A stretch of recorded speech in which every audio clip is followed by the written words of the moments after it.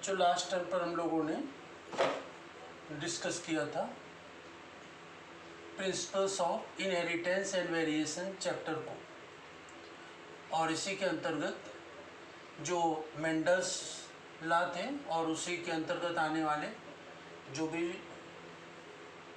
Topics थे, back cross, test cross, इन सभी को डिस्कस कर लिया था। इसके बाद जो इसमें जीन्स और क्रोमोसोम में गड़बड़ी के कारण जो रोग उत्पन्न होते हैं, जेनेटिक डिसऑर्डर्स होते हैं, उनको भी डिस्कस किया था।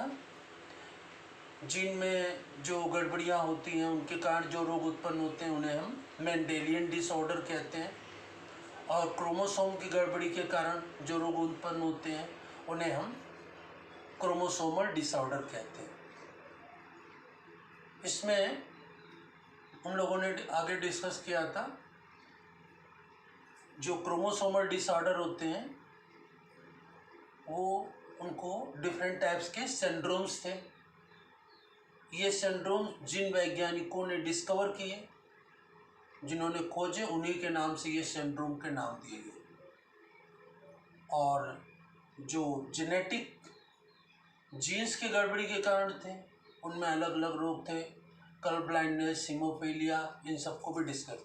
और इनका जो इनहेरिटेंस होता है, ये रोग एक पीढ़ी से दूसरी पीढ़ी में कैसे पहुंचते हैं, उन सबको हम लोगों ने भी डिस्कस कर लिया था कि कैसे ये रोग एक पीढ़ी से दूसरी पीढ़ी में पहुंचते हैं। अब इसी के बाद इसमें आगे हम लोग डिस्कस करते हैं कि जो इसके ये चैप्टर समाप्त हो गया था principles of inheritance and variation. इसके कुछ टॉपिक जो हैं, कुछ पॉइंट्स हैं, वो अलग से उनको डिस्कस आज कर रहे हैं, ठीक है ना। तो जैसे एक यहाँ पर ये है गाइनेंड्रोमार्फ। गाइनेंड्रोमार्फ, इसको हिंदी में भी गाइनेंड्रोमार्फ लिखेंगे या इंग्लिश में भी गाइनेंड्रोमार्फ कहते हैं। तो ये गाइनेंड्रोमार्फ क्या होता है? गाइनेंड्रोमार्फ ऐसे एनिमल से होता है जिसकी बॉडी हाफ मेल की हो और हाफ मेल की हो। हाफ बॉडी फीमेल की है और हाफ बॉडी मेल की है। मेल और फीमेल की दोनों की बॉडी एक साथ होती है, उसको हम गाइनेंड्रोमार्फ कहते हैं, ठीक है ना। तो गाइनेंड्रोमार्फ कैसे होती है? गाइनेंड्रोमार्फ का मतलब है जिन जंतुओं का शरीर या एनिमल्स का शरीर, बॉडी जो है, आधी मेल की होती है और आधी फीमेल की होती है, उसे हम गाइनेंड्रोमार्फ कहते हैं। इसके बारे में बताया था गोल्ड स्मिथ ने 1915 में। इसके बारे में किसने बताया? गोल्ड स्मिथ ने 1915 में इसके बारे में बताया। इसके जो डिफरेंट एक्सपेरिमेंट किए गए, देखा गया आर्थ्रोपोडा के जो एनिमल्स होते हैं उनमें, कीट पतंगे, उनमें ये एक्सपेरिमेंट करके देखा गया तो इनमें कुछ गड़बड़ियों के कारण हाफ बॉडी मेल की होती है और हाफ फीमेल की होती है, तो ये कहलाता है गाइनेंड्रोमार्फ। अब ये तो इसमें इसकी खोज, डिस्कवरी गोल्ड स्मिथ ने 1915 में की थी। इसमें आगे एक्सपेरिमेंट किया था बहुत से कीड़े पतंगों, इंसेक्ट्स में, आर्थ्रोपोडन एनिमल्स में। यह है ड्रासोफिला। ड्रासोफिला एक फ्रूट फ्लाई है, फल मक्खी है, उसमें भी किया है। ड्रासोफिला मेलॉन्गेस्टर, इसमें भी किया गया था। तो ये एक्सपेरिमेंट इसमें किया गया और इसमें भी देखा गया कि ड्रासोफिला में जो फ्रूट फ्लाई है, मक्खी जैसे हाउस फ्लाई होती है, उसी तरह फ्रूट फ्लाई होती है, जिसका वैज्ञानिक नाम ड्रासोफिला होता है। तो इसका आधा शरीर मेल और आधा शरीर फीमेल। ये किस कारण से होता है? ये डिसजंक्शन क्रोमोसोम, क्रोमोसोम्स का अलग ढंग से जुड़ने के कारण, अलग ढंग से सेटिंग के कारण इसमें आधा शरीर मेल का और आधा शरीर फीमेल का हो जाता है। इसमें क्या होता है कि दो अलग अलग पेयर सेट बन जाते हैं, जैसे XX क्रोमोसोम और XO, है ना। XX और XO, इस दो तरह के क्रोमोसोम के सेट बन जाती है। तो इसमें जैसे XX बन गया तो उसमें फीमेल पार्ट तो डेवलप हो जाता है, और जो एक्सो है वो मेल पार्ट को डेवलप कर देता है ना। तो ये दोनों ही सेट बन जाते हैं एक साथ एक ही एनिमल में।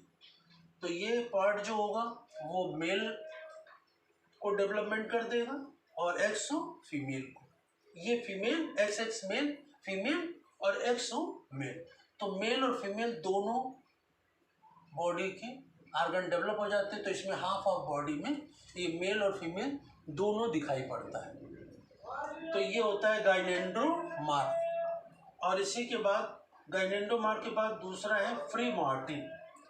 ये फ्री मार्टिन एक साइंटिस्ट का नाम है, एक वैज्ञानिक का नाम है जिसका नाम है फ्री मार्टिन, साइंटिस्ट का नेम है। और इसमें बताया कि कुछ मैमल्स जो स्तनधारी वर्ग के जंतु होते हैं, ठीक है ना, स्तनधारी वर्ग के, जैसे हम लोग भी किसमें स्तनधारी वर्ग के आते हैं। स्तनधारी या मैमल्स जो होते हैं, मैमल्स में जो में मोस्टली ये कान होते हैं, पिन्ना, वो सभी मैमल्स होते हैं। तो ये फ्री मार्टिन ने देखा कि कुछ मैमल्स में, जैसे मैमल्स में सभी में ट्विंस उत्पन्न होते हैं, जुड़वा बच्चे होते हैं, गाय बैल भैंस जिसमें भी, ये सभी स्तनधारी हैं, मैमल्स हैं। तो इसमें ट्विंस में जो जुड़वा बच्चे होते हैं, दोनों मेल हुए या दोनों फीमेल हुए। यदि बाई चांस कभी ऐसा हो गया कि एक मेल है और एक फीमेल है, एक मेल है और एक फीमेल है, तो इसमें क्या होता है कि मेल के हार्मोन्स का डेवलपमेंट पहले शुरू हो जाता है। उसमें टेस्टोस्टेरोन हार्मोन बन जाता है, तो उसका डेवलपमेंट तो पूरा हो जाता है, पहले डेवलप होना शुरू हो जाता है। और फीमेल हार्मोन का डेवलपमेंट नहीं हो जाता है, वो नहीं हो पाता है।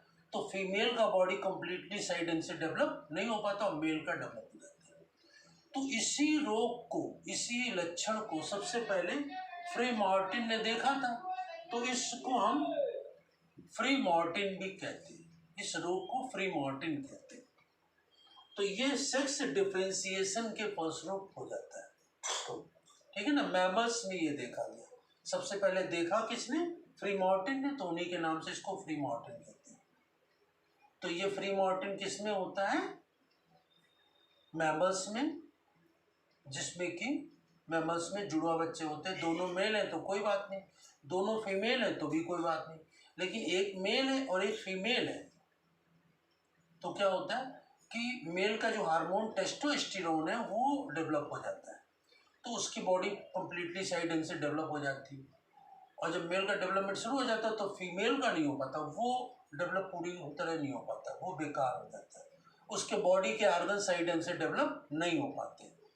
तो वो ये गड़बड़ी जो उत्पन्न होती है, इसी को फ्री मार्टिन कहते हैं। तो ये ध्यान रखेंगे फ्री मार्टिन क्या होता है और इसे किसने सबसे पहले देखा था।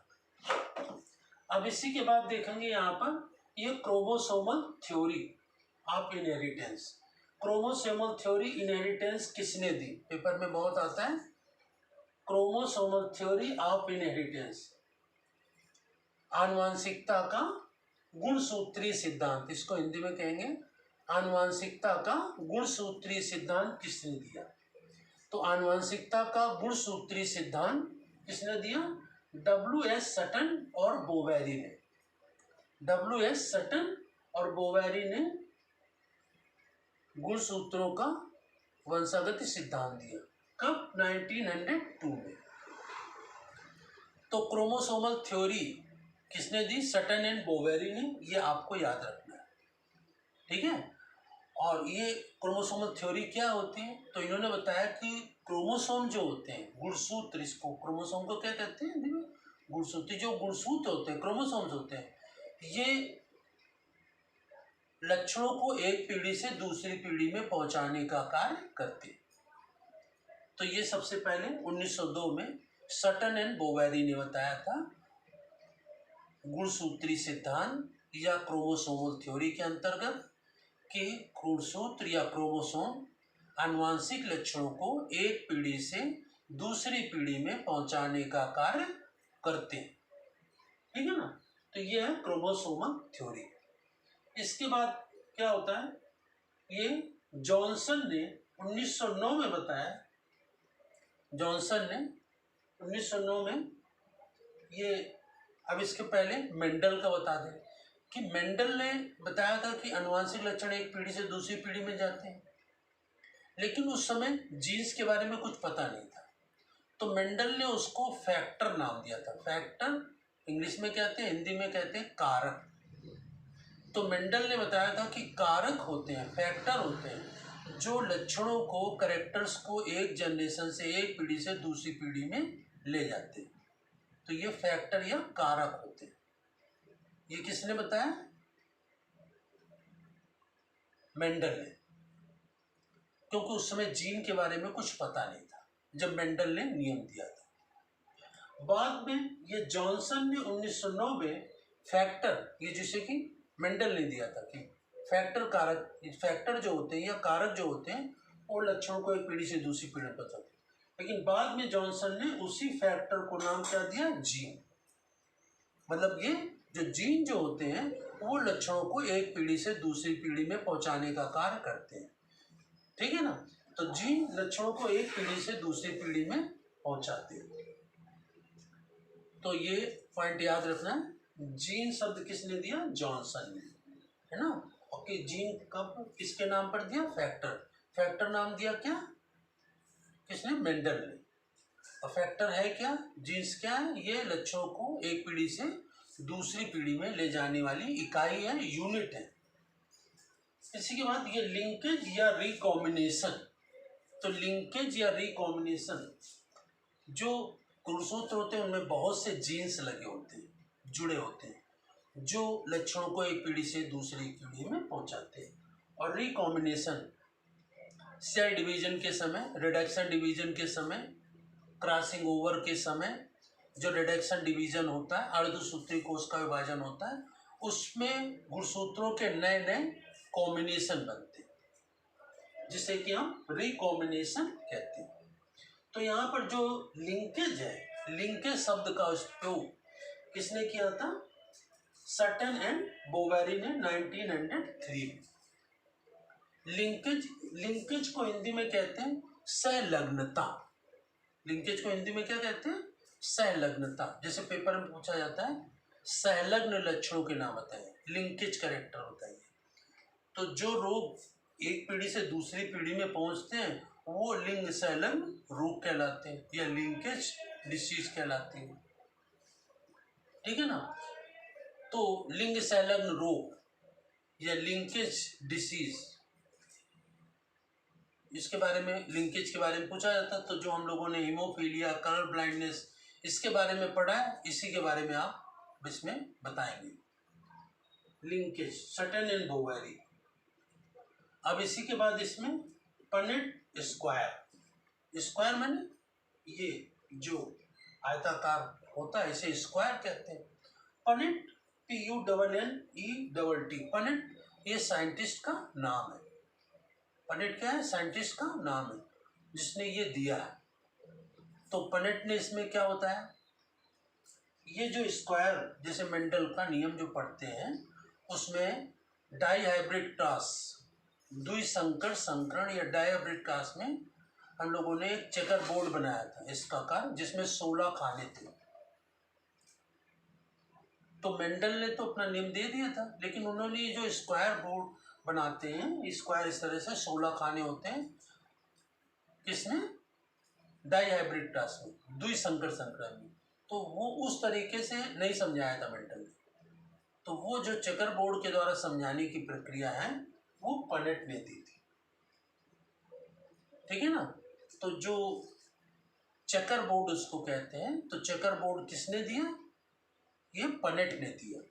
तो पेपर में आता है ये कि ये चेकर बोर्ड किसने दिया? ये चेकर बोर्ड के द्वारा मेंडल के जो नियमों को समझाया जाता है वो किसने दिया? तो मेंडल ने नहीं दिया, ये पनेट ने दिया। तो ये याद रखना होगा, ये ऑब्जेक्टिव क्वेश्चन के रूप में आता है। और वैसे इसके नियम तो हम लोग डिस्कस कर ही चुके हैं, ठीक है ना। तो ये कुछ स्पेशल टर्म्स थे principles of inheritance and variation के, ठीक है ना। और इसको नोट कर लेंगे और नेक्स्ट टर्म पर नेक्स्ट चैप्टर को हम लोग डिस्कस करेंगे और इसके पहले कुछ इसके क्वेश्चंस भी डिस्कस कर लेंगे, ठीक है ना। Thank you.